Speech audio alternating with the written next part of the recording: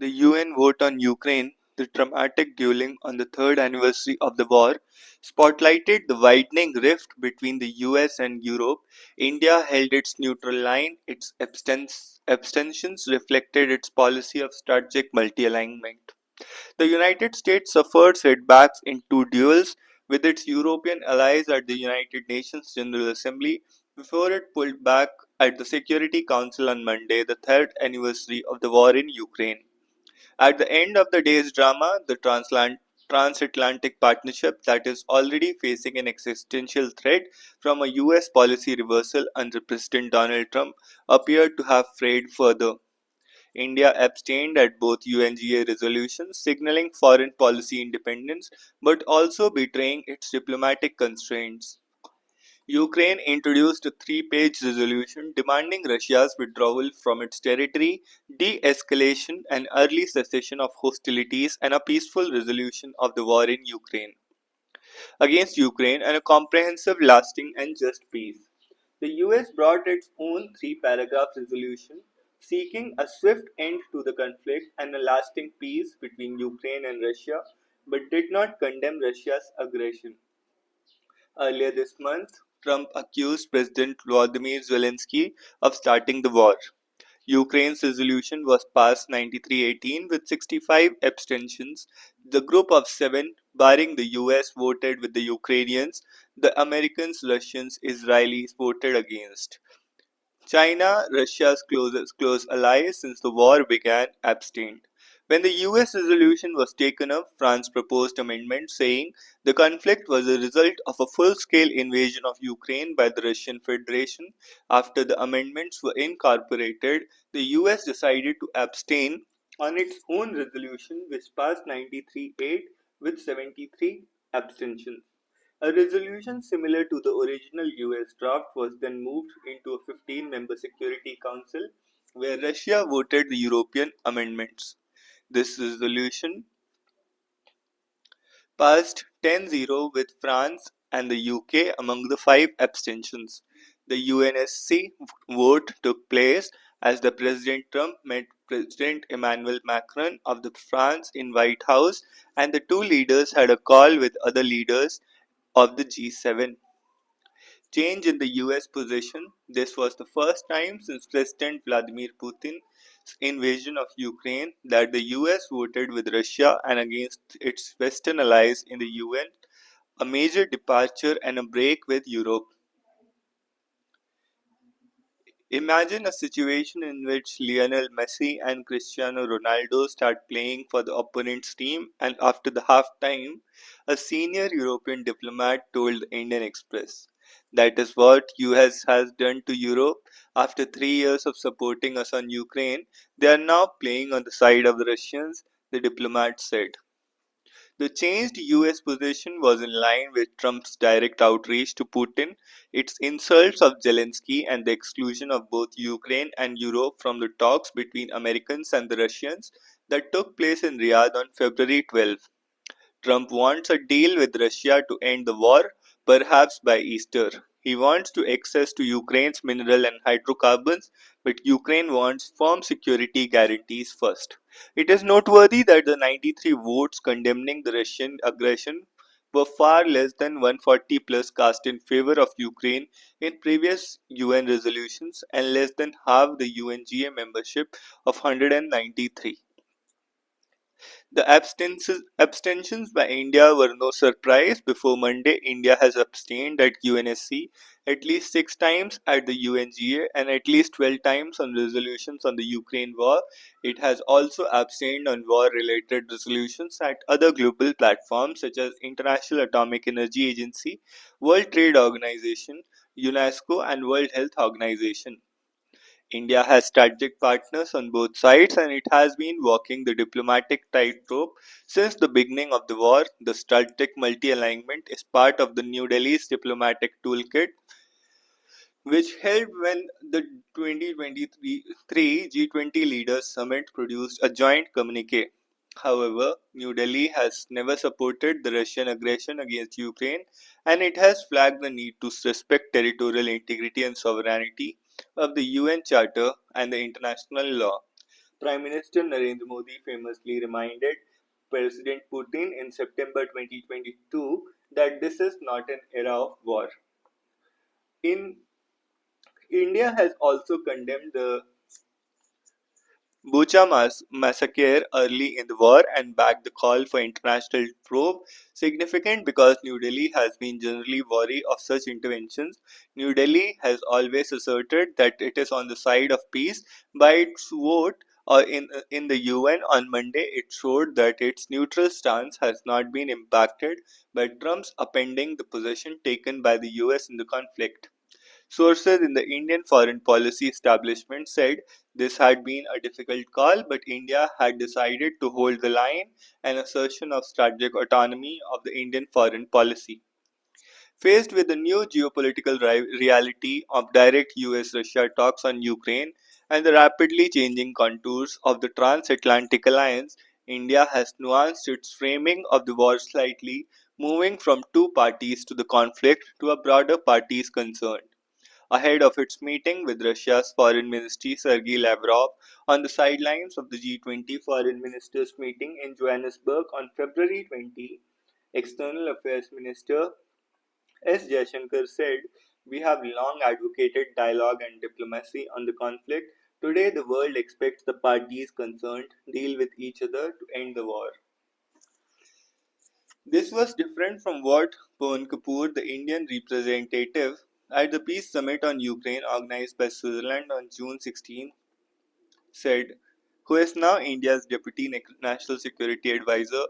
We continue to believe that such a peace requires bringing together all stakeholders and a sincere and practical engagement between the two parties to the conflict.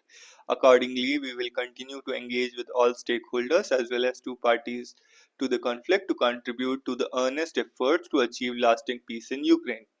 Moving from two parties to the conflict, Russia and Ukraine, to a more general parties concern widens the frame to include other countries, perhaps the US, with or without Europe, and despite the reference to stakeholders earlier, the mention of two parties to the conflict has been very specific. The reframing is an acknowledgement of the geopolitical realities that have emerged this month and is intended to open up more diplomatic space for New Delhi to manage its relationships, sources said.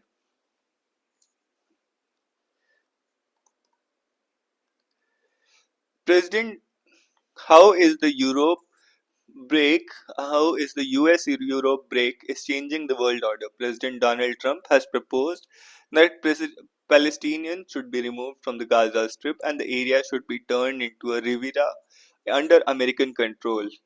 United States also appears to have reversed its policy on Russia-Ukraine war and is now working with the Kremlin to force a settlement on Kiev. In both these conflicts, America seems willing to move forward without the parties that are worst affected, Palestinians and the Ukrainians, being represented.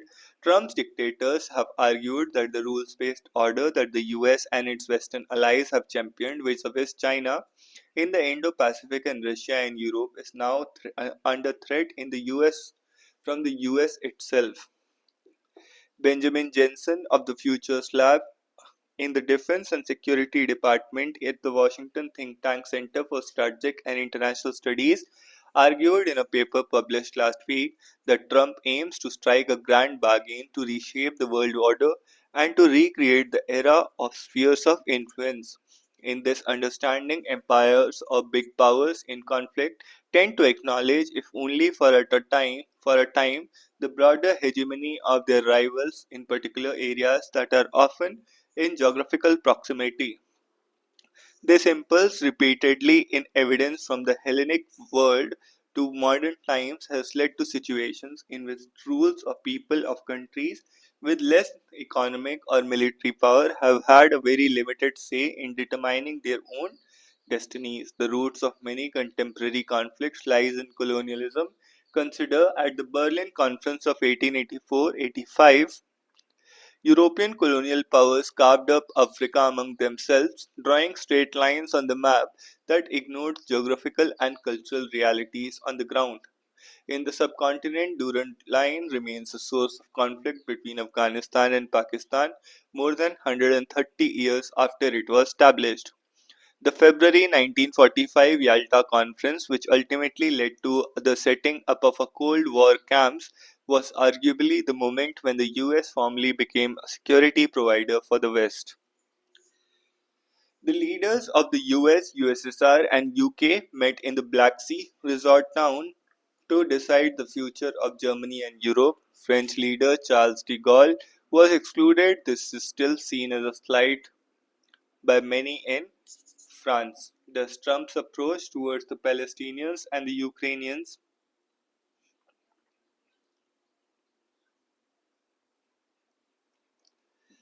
thus Trump's approach towards the Palestinians and the Ukrainians signal a return to the imperialist mindset.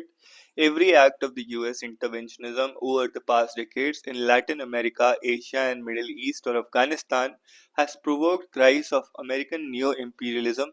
This cry is now being heard as the US appears to move towards a more isolationist stance in Europe, even though there does seem to be less outrage, at least in the West, about the idea of occupying Palestine. Some analysts have argued that the US bargain with Russia on Ukraine aims to drive a wedge between Moscow and Beijing. The success of such a plan is far from guaranteed. At the Munich Conference of 1938, British Prime Minister Neville Chamberlain agreed to German occupation of Sudetenland, the German speaking parts of the former Czechoslovakia, but that did not stop Hitler before the grand bargain among European powers could not even present World War One.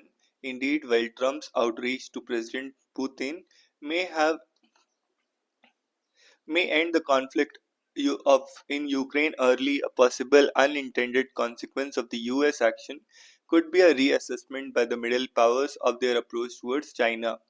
It can be argued that a month in office and few announcements, even if they come from the US president, are not enough to pronounce the end of the post-Cold War order.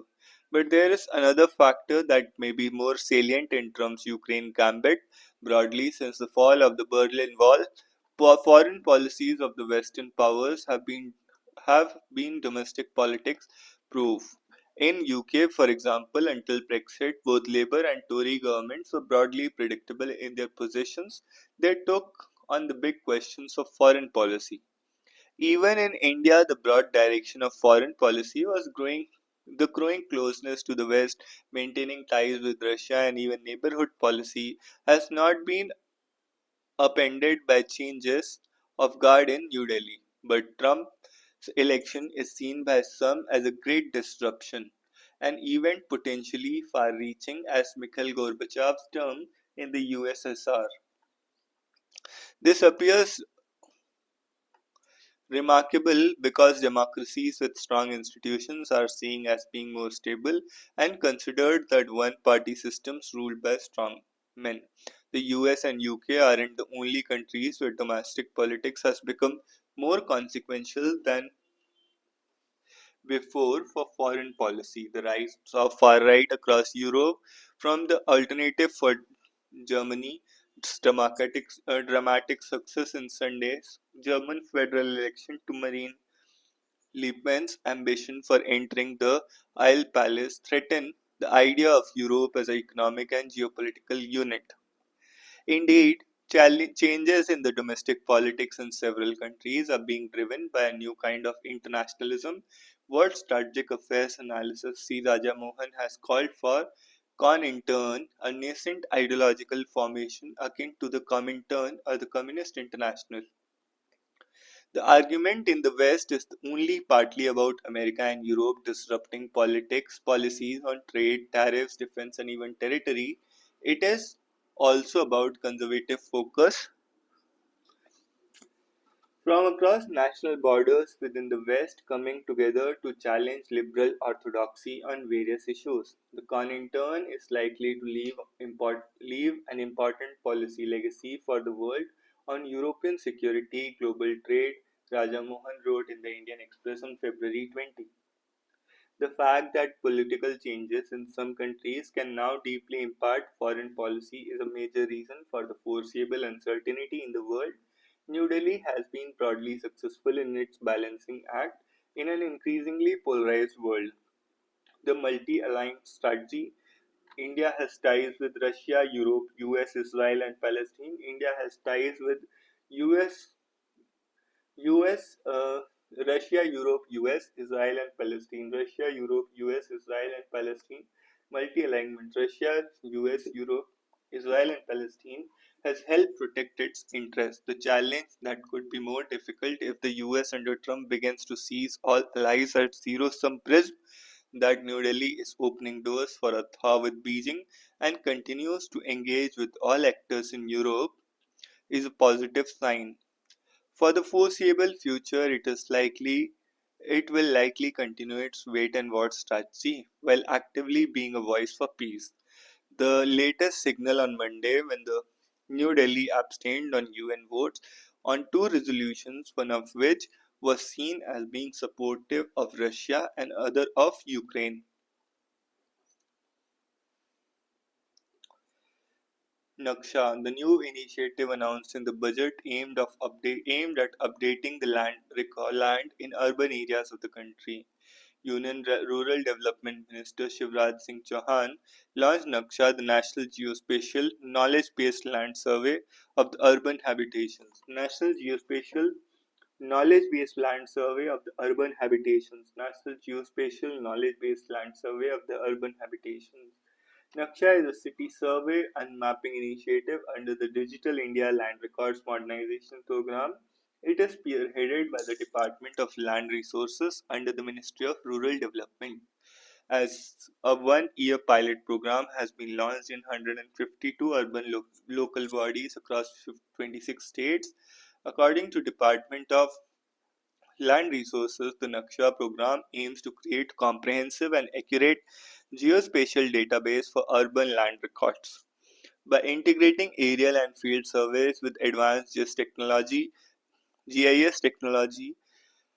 the program enhances efficiency in land governance, streamlines property ownership records, and facilitates urban planning. The program addresses the need for updating land records in urban areas while the land record system has improved in rural areas over time. Several cities lack maps even today, barring a few states such as Tamil Nadu, Maharashtra, Gujarat, and Goa. The most states in India have outdated or unstructured land records, causing inefficiencies in governance and taxation. The idea was first mooted in the Union Budget last year. Land records in urban areas will be digitized with the GIS mapping, an IT-based system for property record administration, updating, and tax administration will be established. This will also facilitate the financial position of the urban local bodies. In her budget speech this year, she said urban sector reforms related to governance, municipal services, urban land and planning will be incentivized. Once completed, Naksha is expected to provide benefits such as comprehensive digital land records, reduction in land disputes, faster and more efficient urban planning, and improved property tax collection. According to the 2011 census, India has 7,900 7,933 towns covering 1 lakh square kilometer of the 32.87 lakh square kilometer geographical area. The initiative, entirely centrally funded, with a pilot project expected to cost around 194 crore.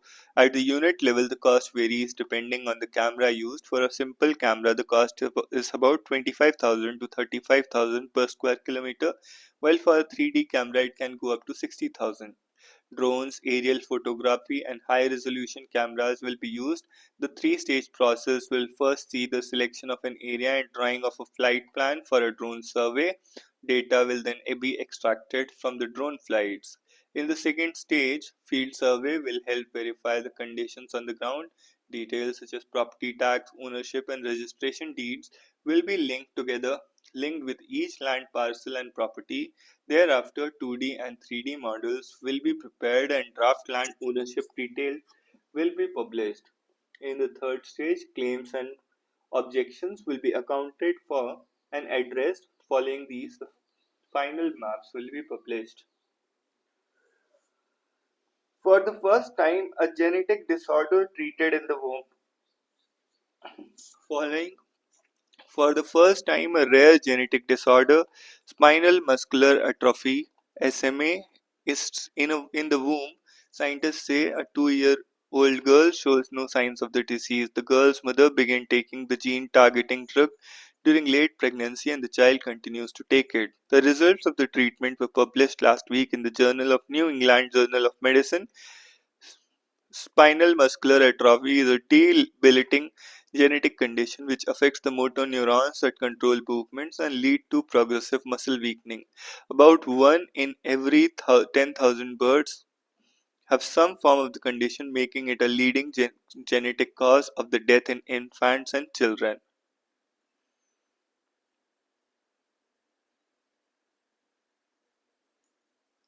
The condition is caused by mutations in the survival motor neuron gene SMN1, which causes deficiency of a protein crucial for survival of motor neurons in the spinal cord.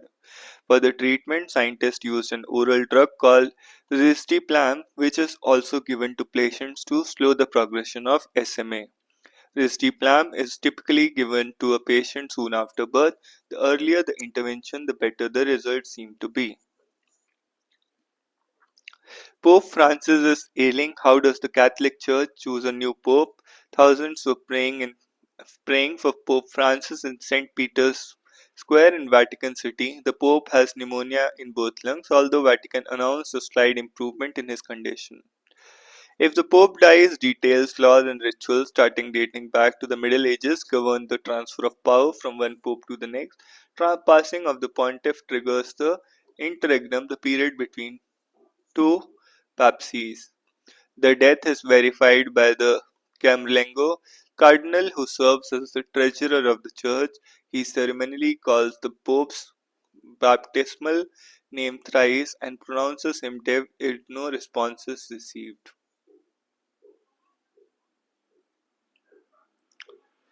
With the passage or resignation of Pope begins the period of the seat is vacant, during which the rule of church falls to the college.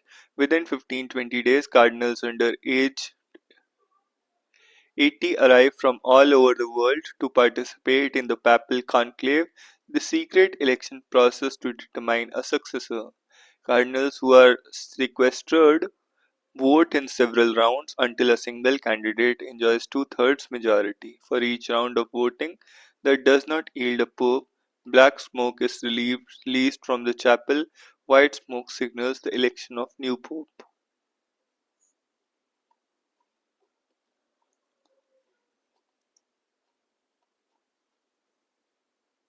Overestimating the bonanza tax cuts in the budget will have multiplier effects, but measure them accurately.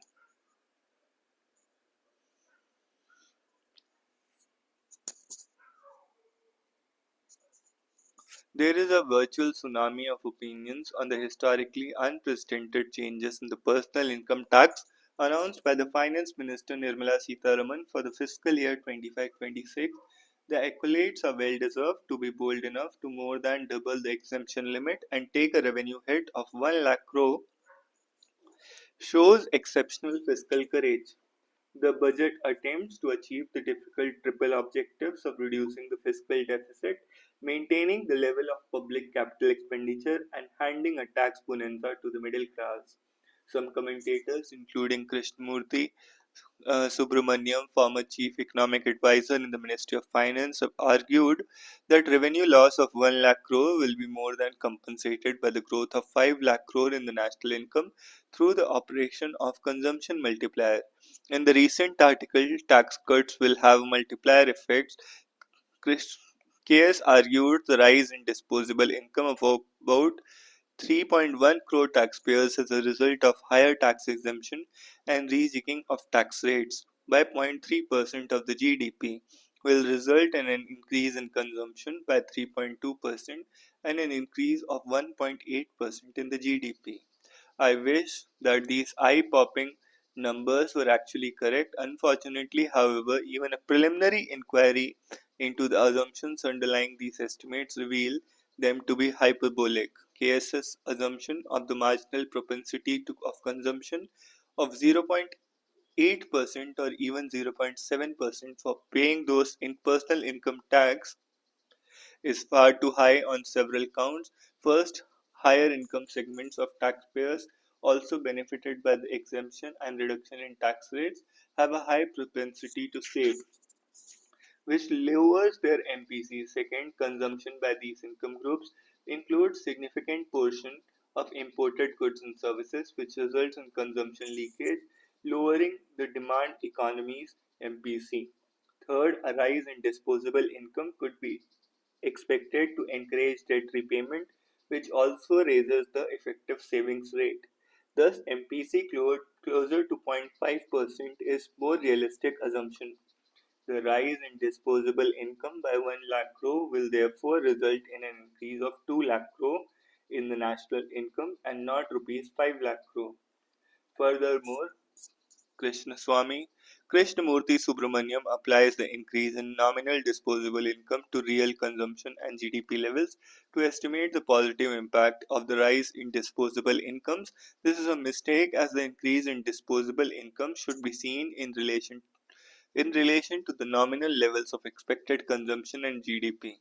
The nominal consumption level in FY26 is estimated to be 200 lakh crore and the nominal GDP 324 lakh crore.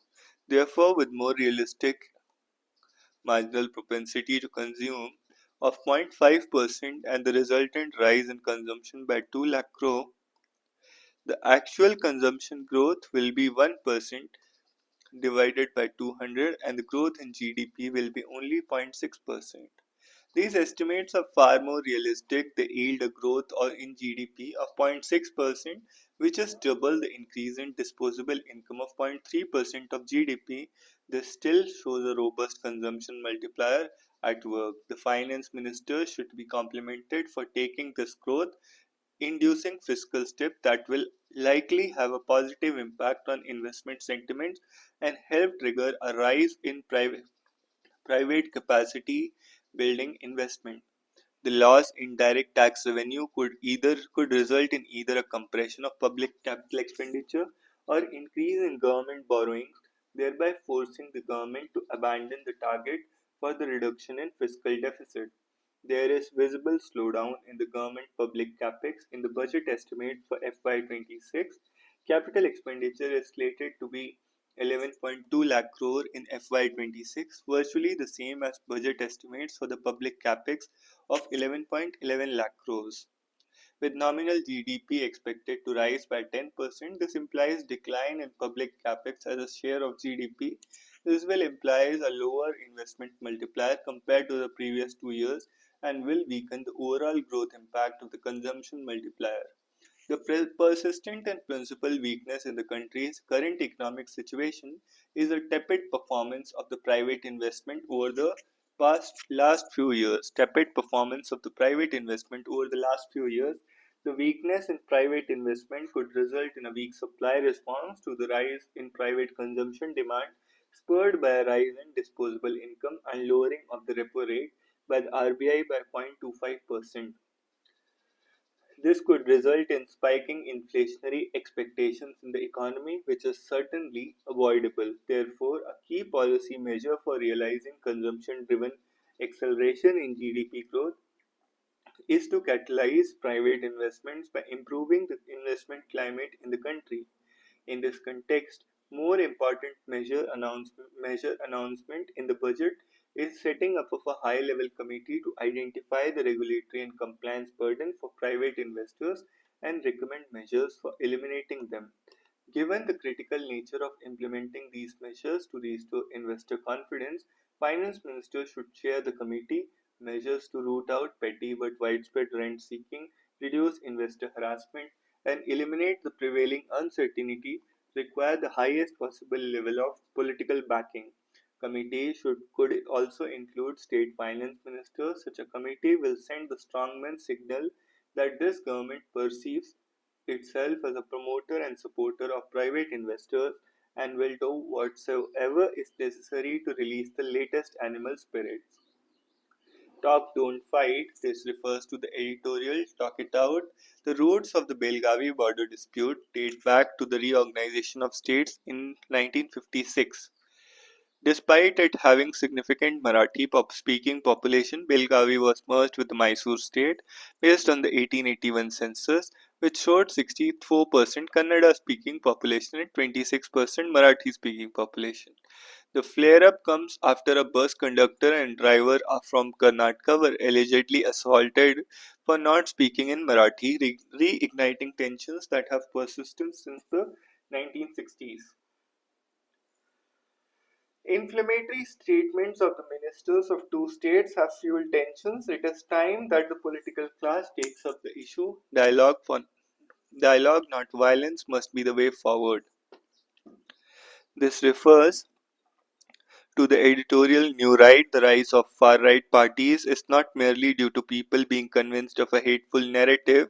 In many cases, they are dissatisfied with the status quo and looking for alternatives, even if they disagree with the party's stance on immigration and minorities. Their focus is their day to day survival. Any left leaning parties they want to make a comeback need to acknowledge this reality. This need this refers to the article The Languages We Speak. Tamil Nadu's Chief Minister should embrace three-language formula without conflating it with the state politics or tussle with the center. The state can choose other languages alongside English. Offering multiple languages at crucial learning stages relates to increased cognitive flexibility. This is a welcome step for our education system. It will also preserve our cultural roots and linguistic heritage. This refers to the article Doing the Right Thing as the challenge of reorganizing elections have increased so far as has the election commission's responsibility to ensure that they are free and fair. It is worrisome that people are losing faith in the ECI. Their trust in the body took a hit when their executive was given a dominant position in determining its composition. Sweden's independent Videm Institute demoted India to an electoral autocracy. The government's recent move to nominate the chief election commissioner without waiting for Supreme Court's imminent ruling on petitions contesting the process reveals its unwillingness to include the CGI on the selection panel.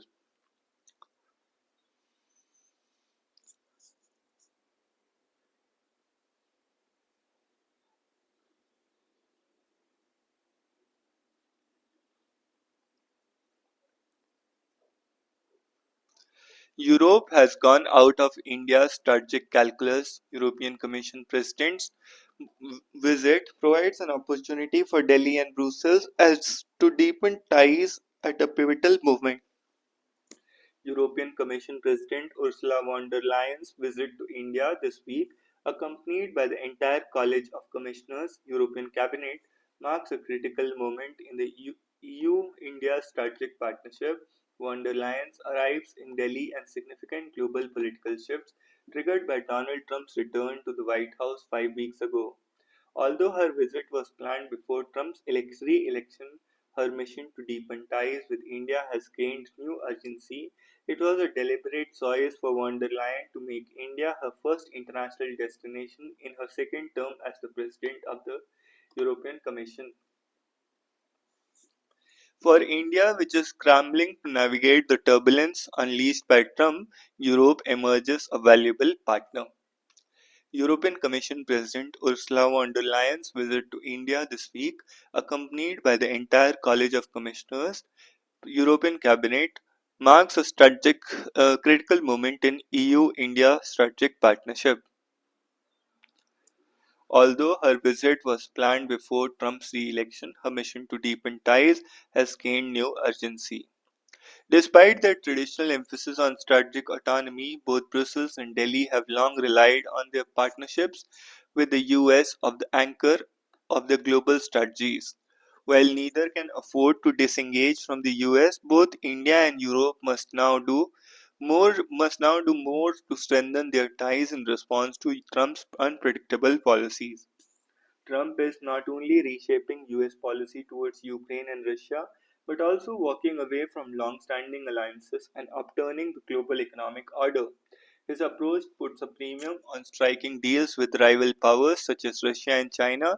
Until now, India's strategy for managing policy volatility has involved maintaining its ties with Russia and engaging in Moscow led coalitions such as BRICS.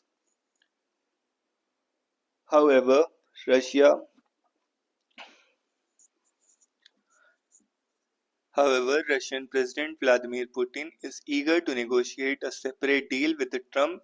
Those in Delhi who recall the 1990s will remember how much the Russian elite aspired to be recognized as equal partners by the West. Some of the Trump's Asian allies now fear that he might seek a similar reapproachment with China. In other words, the great power dynamic between US, Russia, and China are once again in flux. Over the past century, these three powers have alternated between being allies, friends, enemies, and frenemies. India cannot take any relationship for granted. This reality necessitates broadening India's strategic partnerships, and Europe remains a major missing link in India's strategic calculus. Wonderland's visit provides in Delhi with the perfect opportunity to revitalize its engagement with the European Union, the world's third largest economy after the US and China, and a vital source of science, technology, advanced industry, capital, and vast common consumer market. Europe has not been absent from India's geopolitical considerations. Over the last decade, Prime Minister Narendra Modi's government has worked to overcome the prolonged neglect of the India-EU relations. While the two sides proclaimed a strategic partnership in 2004, momentum has waned in early 2010s. 2010s, trade talks stalled due to lack of progress, and Brussels appeared disinterested even convening regular summits with India. At the same time, the European Union remained focused on its deep commercial ties with China, cultivated across 3 decades. By 2016, India sought to reinvigorate engagement with the European Union, prompting Brussels to convene a long overdue summit. In 22, following the pandemic, two sides resumed trade negotiations, expanded their security dialogue, and Technology Council. Established a Trade and Technology Council and launched a connectivity initiative.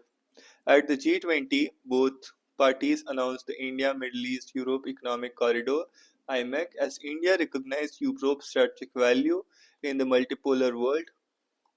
The EU also moved to de-risk its economic ties with China and increase its engagement in the Indo-Pacific region. Given Trump's ambitions to reshape the post-war global order, neither Delhi nor Brussels can afford their traditionally meandering ways. Trump's decision to end the US support for Ukraine, which has been resisting Russian aggression since February, has left Europe in shock. To compound matters, Washington began direct talks with Kremlin earlier this month in Riyadh, excluding both Ukraine and European representatives. Further, Trump's defense secretary Pete Hegseth recently told the NATO allies that Europe must take primary responsibility for Ukraine's security, increasing defense spending, and prepare to defend itself against Russian threats. He also made it clear that US would not indefinitely station troops in Europe, where approximately 1 lakh American soldiers are currently deployed.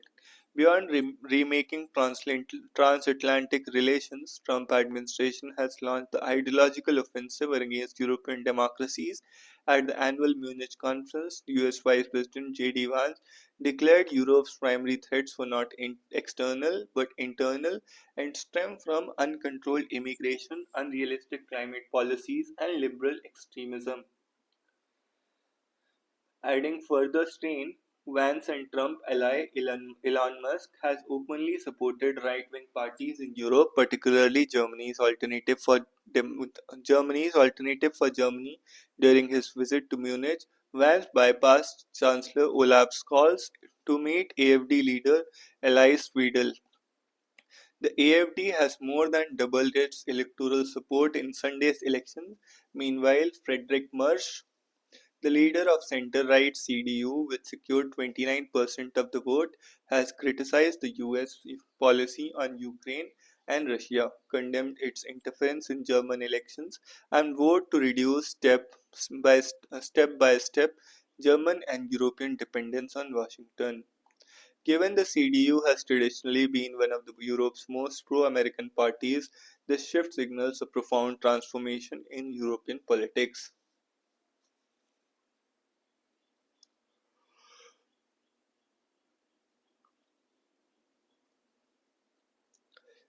India, by contrast, appears to have started Trump's second term on a positive note, with Modi's visit to the White House earlier this month. However, the real test lies in implementing the ambitious commitments both leaders have made. Negotiating a free trade agreement and raising bilateral trade to $500 billion annually by 2030 will be challenging, especially in the face of Trump's emphasis on reciprocal tariffs. More broadly, India's strategy has assumed that the globalized economic order was irreversible. Trump is determined to dismantle that order. Meanwhile, India's trade deficit with China continues to rise, fueled by an ongoing boom in Chinese exports. Unless India takes decisive steps to reduce its dependence on Chinese imports, the deficit, already nearing $100 billion annually, will grow even further. The answer lies in renewing economic reform and at home and rebooting India's strategic partnerships, especially with Europe. The synergies between India and Europe are real, and bilateral partnership remains underdeveloped. Von der Leyen's visit provides an opportunity for India and Europe to make amends at the pivotal moment of accelerating history. Taking a backward step, Bombay High Court's comments on the consent in POSCO cases can demoralize survivors, adversely affect trial outcomes. In recent ruling, Justice Milind Jadhav of the Bombay High Court granted bail to an accused who has been in jail for over 5 years for the rape of 14-year-old girl in 2019. Bombay High Court's decision should be applauded as it is keeping with the Supreme Court's long-standing principle: bail is the rule, jail is the exception. However, the judge's remarks regarding consent and other aspects of the case appear overreaching. These comments raise concerns about the interpretation of judiciary of the POCSO.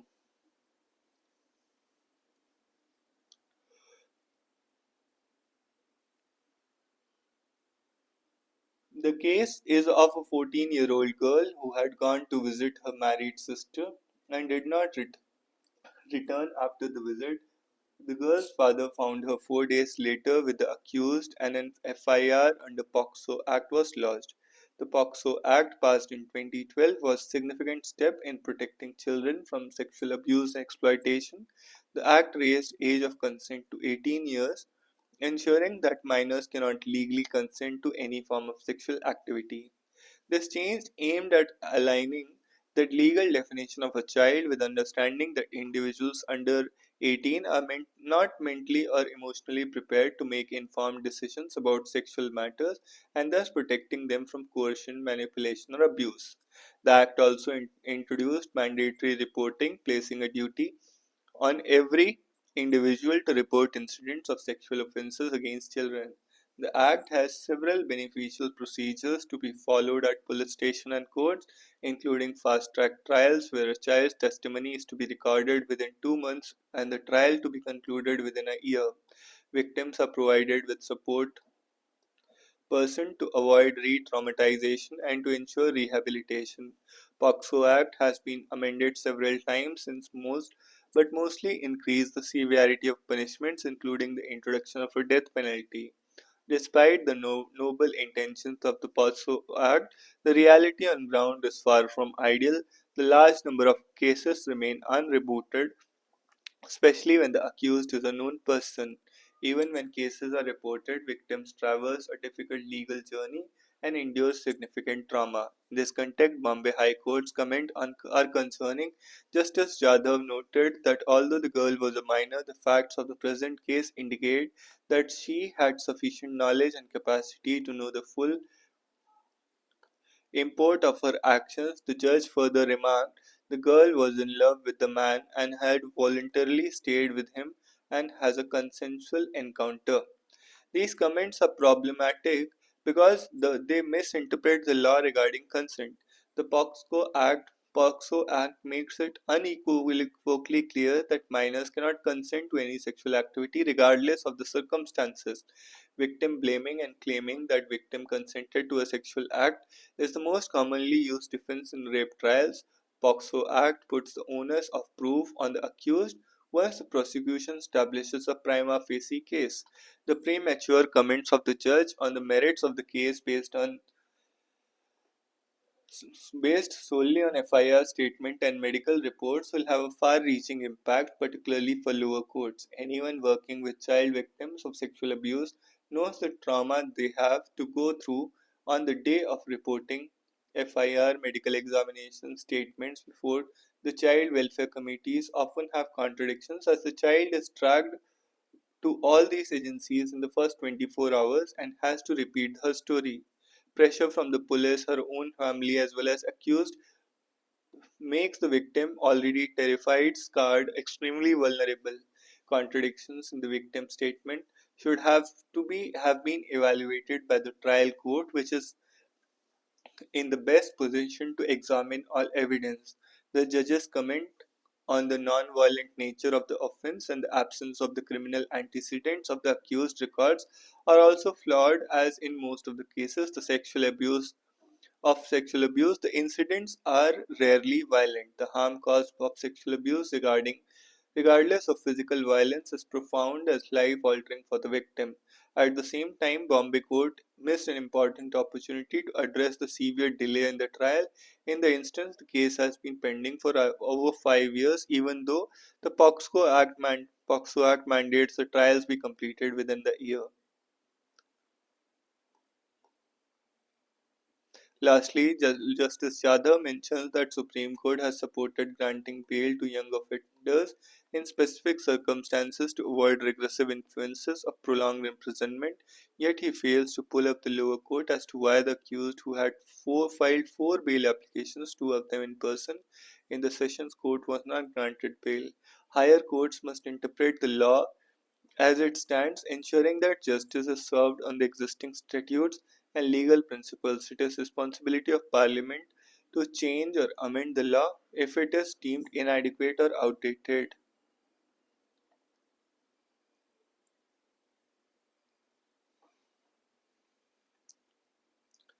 Pakistan need to turn things around to become contenders once again. The onus falls on Pakistan Cricket Board to ensure this.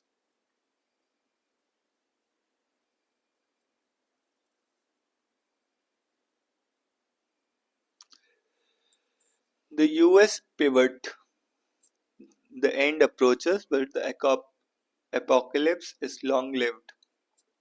Commemorative events were held at United Nations and in Ukraine this week to mark the third anniversary of the war in Ukraine. In a remarkable turn of events, the US voted twice with Russia on resolutions at the UN, making clear changes of stance on the war by the Trump administration. The first was a resolution drafted by European Union condemning Russia's actions and supporting Ukraine's territorial integrity in the UNGA.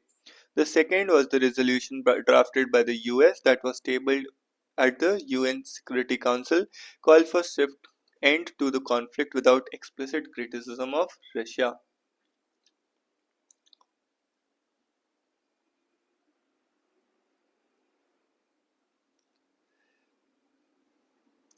The voting took place even as French President Emmanuel Macron was visiting the White House to convince President Donald Trump to favor the European and Ukrainian stance on the war. British Prime Minister Keir Starmer will follow with similar effort at February 27. Notably, the UK and France attempted to amend the language in Security Council, but these attempts were vetoed. As many as 65 states abstained on the UNGA resolution, including India and China. While 93 voted for it and 70 states, included Russia and US, proposed it, the UNGA also passed a resolution but only after it was amended to include stronger language in support for Ukraine, which led to US abstention. The UK, France, Denmark, Greece, and Slovenia abstained on the US drafted resolution in the Security Council. These actions were seen by the current set of leaders in Europe as Washington abandoning the European cause and upending the transatlantic alliance, seeking favor with Russia and casting doubt on the US's long standing commitment to European security. However, it needs to be understood, and a clear hint was provided in the J.D. Vance speech at the Munich Security Conference a few days ago, that in the minds of the Trump administration, some in Europe have failed to listen to the populist concerns of voters. For over 75 years, transatlantic relationship with backing of NATO and various dialogue mechanisms between Europe and US was based on a meeting of minds on the basis of liberal and open thinking on both sides. The re-election of Donald Trump has given a fillip to far-right parties in Europe whose thinking is supported by the current US administration. This is seen as a revisionist by the current European leadership. The European Union's regulatory and fiscal structures and its reach into the domestic spheres like freedom of speech and individual European countries have not found favor with the proponents of the MAGA. The Trump administration leans towards political parties and individuals in Europe that do not want EU oversight in their energy, migration, digital and defense fields. Little wonder that leaders like Viktor Orban of Hungary, Giorgia Meloni of Italy and Alice Weidel of Germany and Eric Zemmour in France have found a powerful backer in Trump. Influential members of the MAGA camp have pledged support in bringing far-right power in Europe. A series of transactional relationships could be result of this, and the EU's projects like the green reporting rules of the digital services law could come under pressure. In explaining Trump's actions and statements on Ukraine, US officials have insisted that his primary, in fact only objective, is to end the long drawn out conflict which which he believes was managed badly by the Biden administration. If allowed to continue, it can actually lead to another war. Starmer Macron, NATO Security Secretary General Mark Rutte, and a host of other leaders in Europe want to continue supporting Ukraine and keep the conflict going. However, they will need to step in with the equipment, munitions, newer armaments, and finances, a tremendous strain on Europe in the absence of US support. Europe, therefore, has to decide the future course of action based on stark realities. President Trump himself has not been expressive on the contours of a settlement that could end the conflict. The voting took place as French president was there. Notably, UK and France attempted to amend the language of the Security Council, but attempts were vetoed. These actions were seen by the current set of leaders in Europe as Washington abandoning the European cause. And in Munich Security Conference a few days ago, that in the minds of Trump administration, some in Europe have failed to listen the populist demands of voters.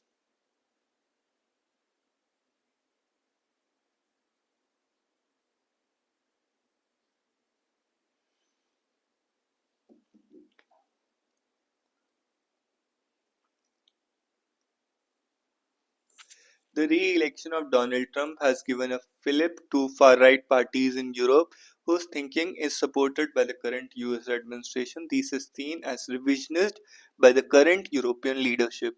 The Europe's EU's regulatory and fiscal structures and its reach into the domestic spheres like the freedom of speech of individual European countries have not found favor with the makers proponents of the MAGA Trump administration leans towards political parties and individuals in Europe that do not want EU oversight in their energy, migration, digital, and defense fields.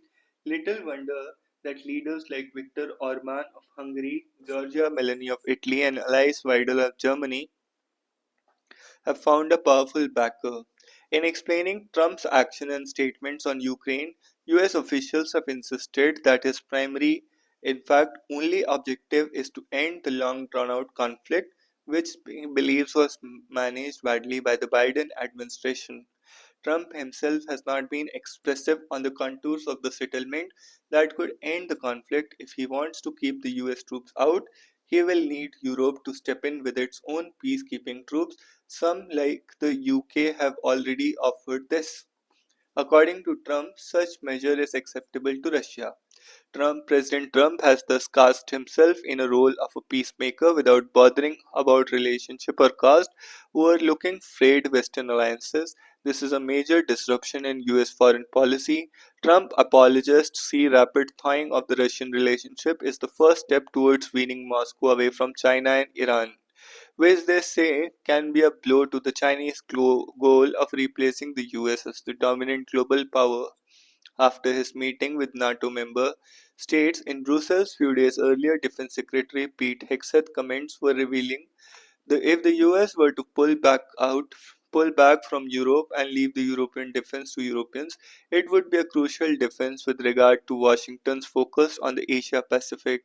A few days later, Secretary of State Marco Rubio issued a joint statement along with his Japanese and South Korean counterparts on the sidelines of Munich Security Conference and stressing the maintenance of peace and stability across Taiwan Strait as an indispensable element of security and prosperity for the international community.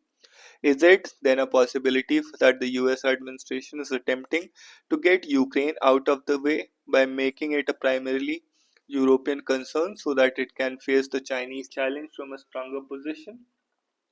While many while many see Washington's stance under Trump as a threat to international institutions, collective security based on sovereign equality, and an erosion of the principle of sovereignty, that is not much pushback at the moment. In an uncertain and transactional world, the transatlantic alliance also seems to be metamorphosing into a new version of itself. In the mirror of UN, there are shifts that could potentially rearrange the global landscape and vindication for India's navigation of turbulence. During a United Nations session commemorating the third anniversary of Russia's invasion of Ukraine, United States has in a stunning volte-face allying itself with Russia twice at the UN. The US under President Donald Trump voted against a resolution introduced by Ukraine that called for de-escalation, an early cessation of hostilities and a peaceful resolution to the war. Additionally, US drafted and voted a separate Security Council resolution that called for an end to the conflict but omitted any criticism of Russia, welcomed by the Kremlin as much more balanced stance. The same three-paragraph resolution, however, failed to pass through the General Assembly until it was amended to include US support for Ukraine, with France proposing three amendments to categorically say that the war is a result of a full-scale invasion of Ukraine by Russian Federation. Russia voted no and the US had to abstain from its own resolution. It is evident that despite seismic shifts that have brought the US and Russia closer, Europe remains resolute in its support for Ukraine. It is obvious too that arriving at peace agreement acceptable to all parties will take lot effort, more time and effort and negotiation than a flick of a pen approach than Trump appears to favor. The US stance on the UN displays Trump's determination to foster closer ties with the Vladimir Putin-led Russia. Apart from US, countries voting against resolution included outliers in the global mainstream like North Korea, Iran, and Belarus. Those supporting the resolution, including Germany, UK, France, and even Italy, despite its right wing government under Giorgia Meloni, the US was the only G7 nation to oppose the resolution, putting it at odds with the traditional European allies, even as French President Emmanuel Macron in Washington warned the US President against a surrender of Ukraine. Trump said on Monday that he hopes for a major development transactions with Russia, while Putin has offered to sell Russia's rare earth minerals to American companies, including those in occupied Ukrainian territories. Potential business ties amid large US Russia detente make a fundamental transformation in the global order with Ukraine at its center. The changing dynamics mirrored in the UN vote on Ukraine also reveals shifts in the global attitudes towards the war. 1993 countries voted in support compared to 141 in 22 in the first emergency session resolution. In March 22, condemning Russia's invasion, only 35 countries abstained. The number has now nearly doubled to 65. These figures arguably reflect a rising war fatigue. China continues to abstain, maintaining loan limits partnership with Russia while positioning itself as a proponent of peace. Meanwhile, India, with its own continued abstention, stands vindicated. In the face of Russia's violation of Ukraine's sovereignty, Delhi has refrained from direct condemnation and carefully carved out a space for maneuver that factors in long-standing ties with Moscow. India should continue to protect and enlarge its distinctive space and leverage sending out a message to friends and adversaries alike that it cannot be arm twisted into taking a position that does not align with its national interests.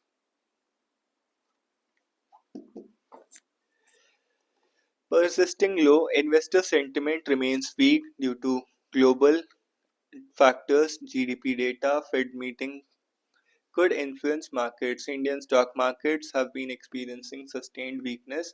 From the highs observed last year on September 27, the BSE Sensex has touched 85,000. It is down around 13% since the beginning of this year. Sensex is down around 5%, while on Tuesday it was up marginally.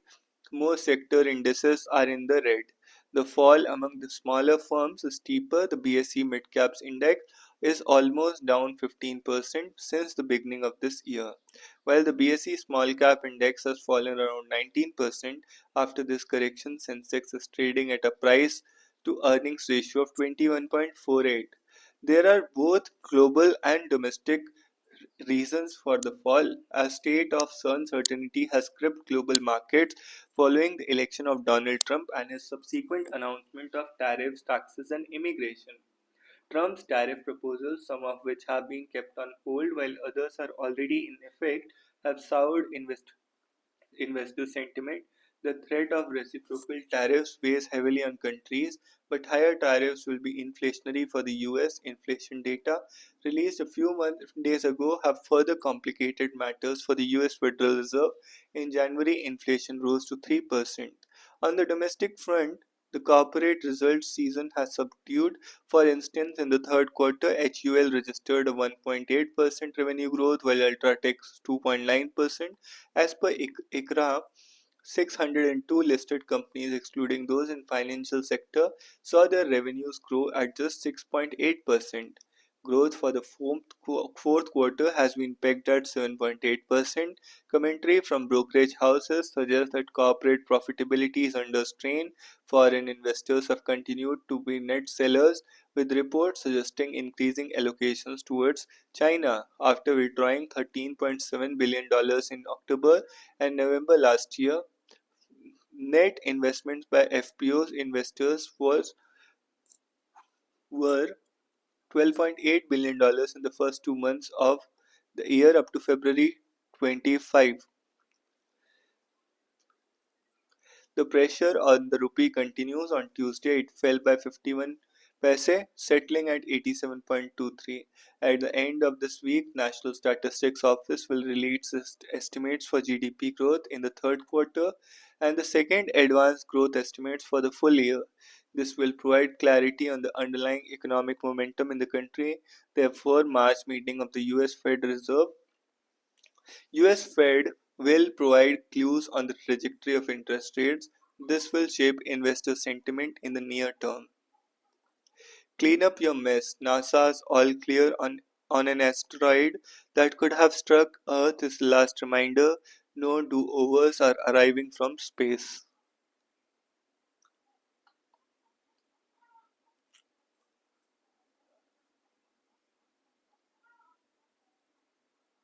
NASA announced on Monday that space rock 2024 YR4 is no longer a threat.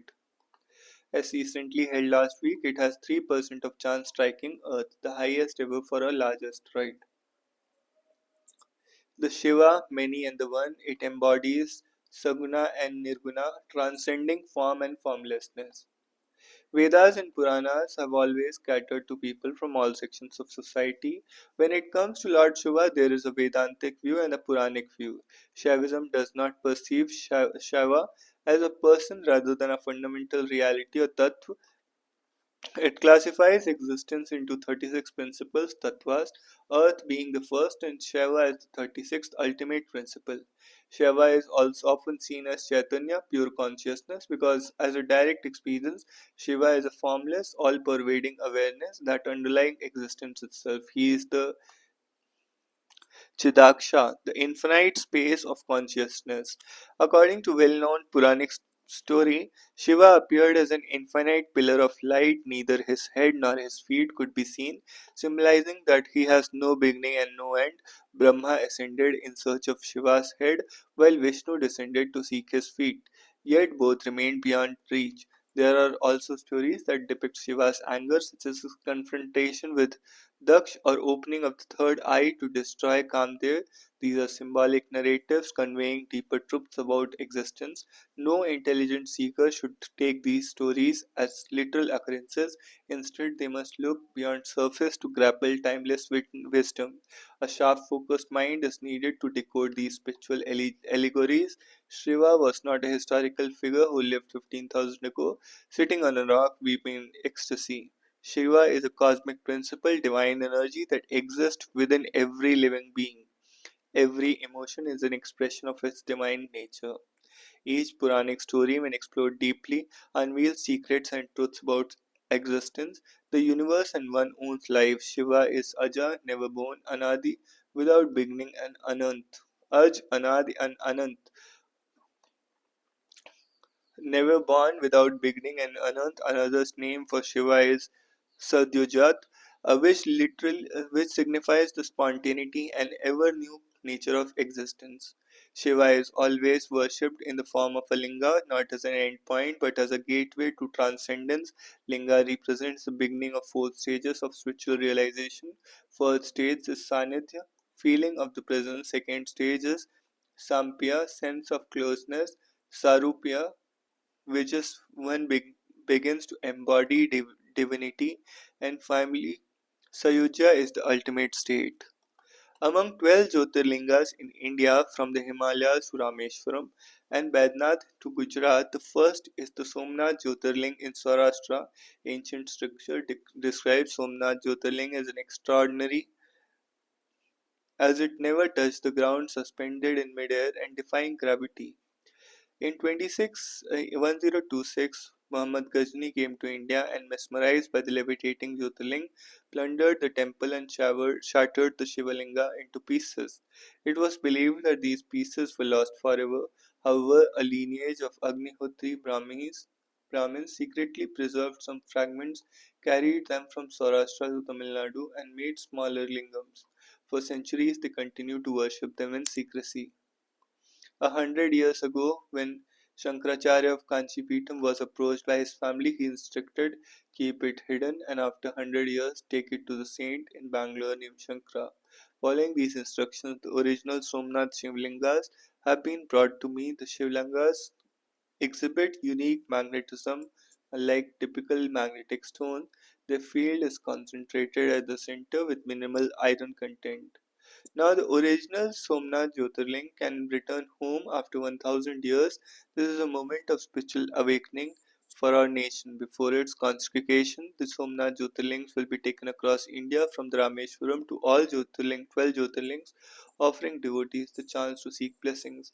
A 40-day purification ritual known as Kal Kalshan will be performed following Shiva Agam traditions before the final consecration.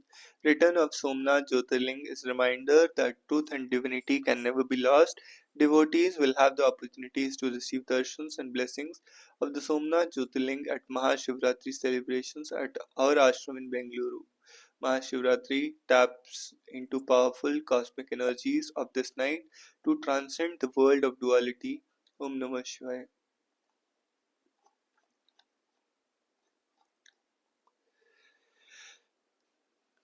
Trump Macron meet bear divide over Ukraine, but both say we want peace. I'm warning you, your fights hurting nation. Bangla army chief to politicians. Professor Yunus is doing his best to keep us united. Let's hurt him. Bangladesh is going through a chaotic situation, says General Wakaruzaman.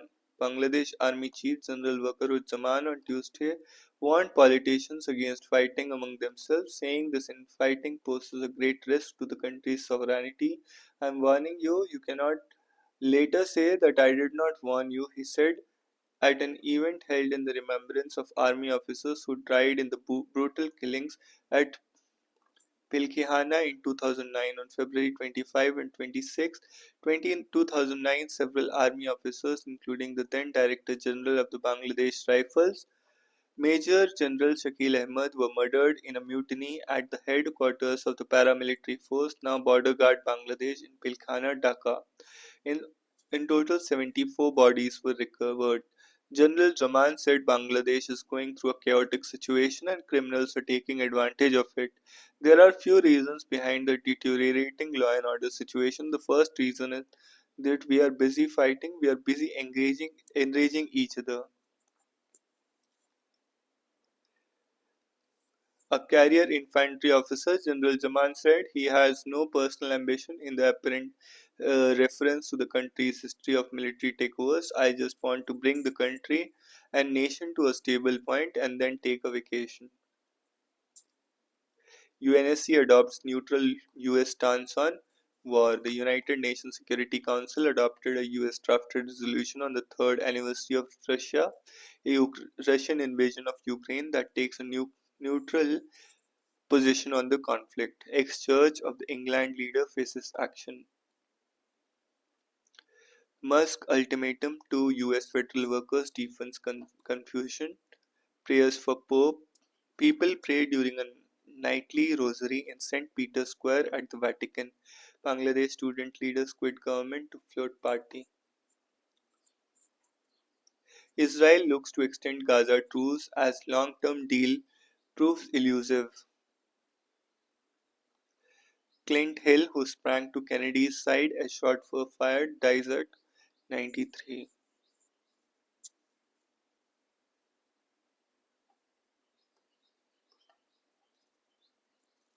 RBI moves to boost credit flow to NBFCs, cut risk weight on loans.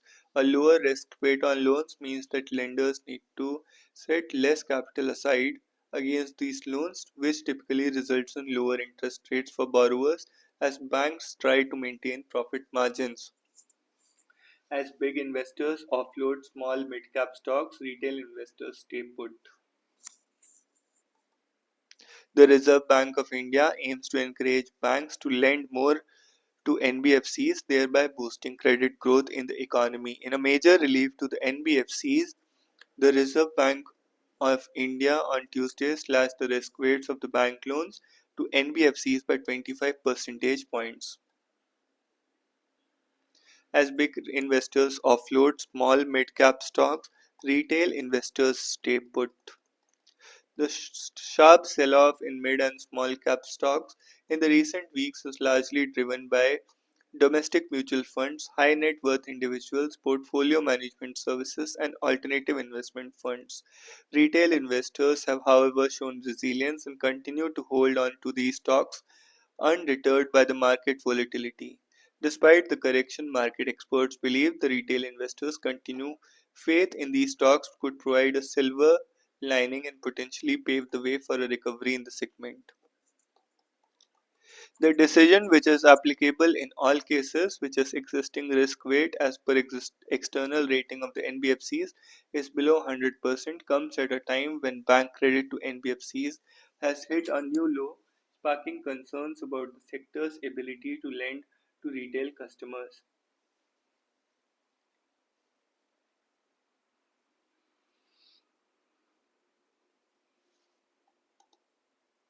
Indigo to fly leased Boeing 787 aircraft to Europe in midsummer.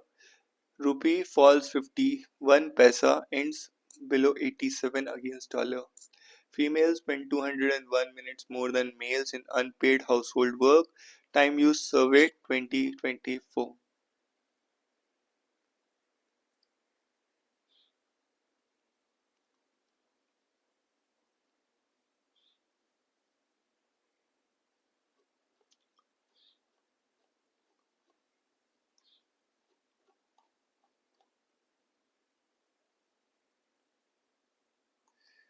They would say shortcut से sports quota job मिला है. Their sporting dreams are nursed in silence, but before and after briefly flickering career, these athletes get saddled with the pursuit of sports quota jobs.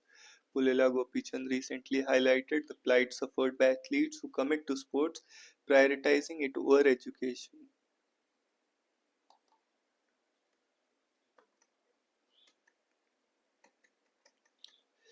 European Union seeks duty SOPs on cars, wine and whiskey, says India is relatively closed. First ever visit of European Union College of Commissioners begins tomorrow. India wants more opportunities for skilled labor mobility textile exports. 2000 crore loss to Delhi government due to excise policy, says CAG report. CM Gupta, a favored businessman, placed personal above public interest. The Delhi government incurred loss of 2000 crore because of the issues in formulating and implementing the excise policy in 21-22, according to the report of CAG, was tabled in assembly today. The European Union is seeking lower tariffs on items of interest to Brussels, including whiskey, wine, and cars. Among others, there will be key discussion items of a 27-member grouping in a secure FTA with in securing FTA with India.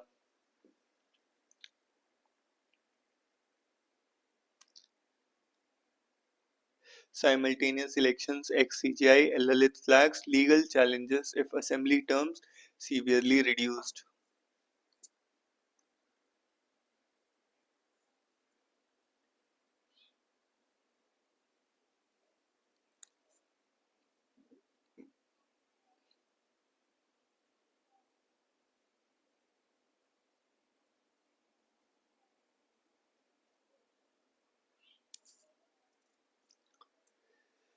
Telangana tunnel rescue drones, robots, 11 agencies. Camera-mounted drones capable of flying in tight spaces, sonar and portable camera robots are among the devices deployed at the Sea Salem Left Canal Tunnel.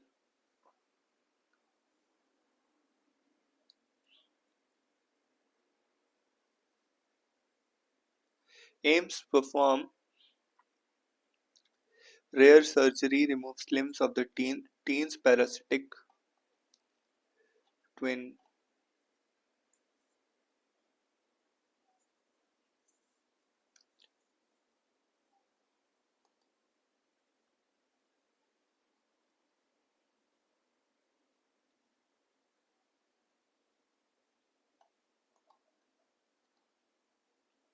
CAG shortcomings in policy implementation suboptimal.